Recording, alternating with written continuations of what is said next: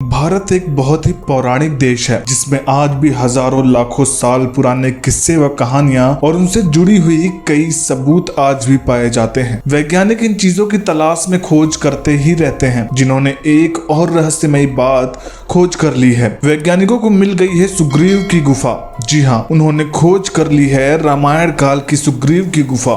लेकिन गुफा में जाते ही इन्होंने कुछ ऐसा देखा जिसे देखकर वह दंग रह गए। आखिर उन्हें उस गुफा में ऐसा क्या दिखाई दिया और सुग्रीव उस गुफा में क्यों आए और वहां क्यों रहे? इन सभी रहस्यों को जानने के लिए वीडियो को आखिर तक जरूर देखें। रामायण एक ऐसी पौराणिक व प्रभु श्री राम की सच्ची गौरव गाथा है जिसमें हमें बहुत कुछ सीखने को मिलता है। हम सब ने अपने जीवन में कभी न कभी इसे जरूर सुना होगा, पर यह कोई काल्पनिक व मनोरंजन के लिए कोई कहानी नहीं, यह एक सत्य घटना है जो बाहर विदेशों में भी मानी जाती है। हालांकि कुछ लोग इस पर अब भी विश्वास नहीं करते, पर आज भी रामायण काल के जुड़े कई सबूत मिलते ही रहते हैं। और आज इस वीडियो को देखने के बाद आप सबको यह यकीन हो जाएगा कि यह सचमुच की कहानी है, क्योंकि वैज्ञानिकों को वह सबूत और उन्हें वह गुफा मिल चुकी है जो श्री राम जी के परम मित्र यानी राजा सुग्रीव, जिन्होंने रावण को लड़ने में श्री राम जी की मदद की थी, उनकी गुफा। अक्सर रामायण में वानर राज बाली और सुग्रीव की चर्चा भी मिलती है। सुग्रीव का भाई था बाली, जो बहुत ही पराक्रमी था।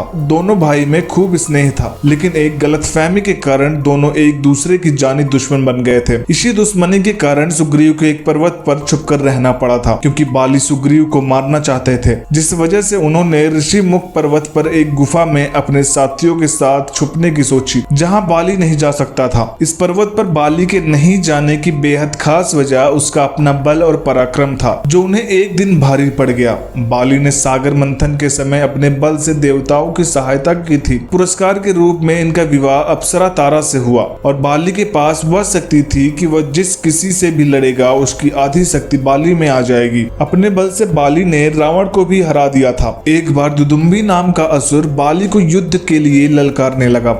दोनों के बीच मल्लयुद्ध आरंभ हो गया। बाली ने दुदुम्बी का वध कर दिया और क्रोध में उसके शव को उठाकर आकाश में फेंक दिया, जो कई किलोमीटर दूर जा गिरा। हवा में उड़ते हुए दुदुम्बी के शरीर के रक्त की कुछ बूंदें मातंग ऋषि के आश्रम में गिर गई। रक्त की बूंदें देखकर ऋषि बहुत क्रोधित हो गए। ऋषि मातंग ने अपने तपोबल से यह जान लिया कि यह कार्य किसने किया और क्यों किया। बाली ने युद्ध के लिए ललकारने पर असुर का वध किया था, इसलिए उसका वध करने में कोई बुराई नहीं थी, लेकिन किसी के शव का अपमान और तपस्वी के आश्रम को अपवित्र करना यह पाप था। बाली के व्यवहार से क्रोधित होकर मातंग ऋषि ने बाली को श्राप दे दिया कि यदि वह उनके आश्रम के 1 योजन की दूरी के अंदर आया तो उसकी मृत्यु हो जाएगी। मातंग ऋषि का आश्रम ऋषिमुख पर्वत के पास स्थित था। मान्यता है कि दक्षिण भारत में प्राचीन विजयनगर साम्राज्य के विरूपाक्ष मंदिर के कुछ ही दूरी पर स्थित पर्वत को उस काल में ऋषिमुख कहा जाता था। यही रामायण काल का ऋषिमुख पर्वत है। सुग्रीव को इस घटना के बारे में पता था और बाली भी यह बात जान चुका था कि उसे ऋषि मातंग ने शाप दिया है, इसलिए वह भूल से भी ऋषिमुख पर्वत की तरफ नहीं जाता था। जब बाली ने सुग्रीव को राज्य से निकाल दिया और उसका वध करना चाहा, तो सुग्रीव ने अपने सहयोगियों के साथ ऋषिमुख पर्वत पर बनी गुफा में भाग गए। इस गुफा को सुग्रीव गुफा कहा जाने लगा। इसी गुफा में भगवान राम और सुग्रीव की मुलाकात हुई थी। इस स्थान पर सुग्रीव ने अपने सलाहकारों के साथ रहते थे, जो हमेशा उनके साथ खड़े रहे, जिसमें हनुमान जी भी शामिल थे।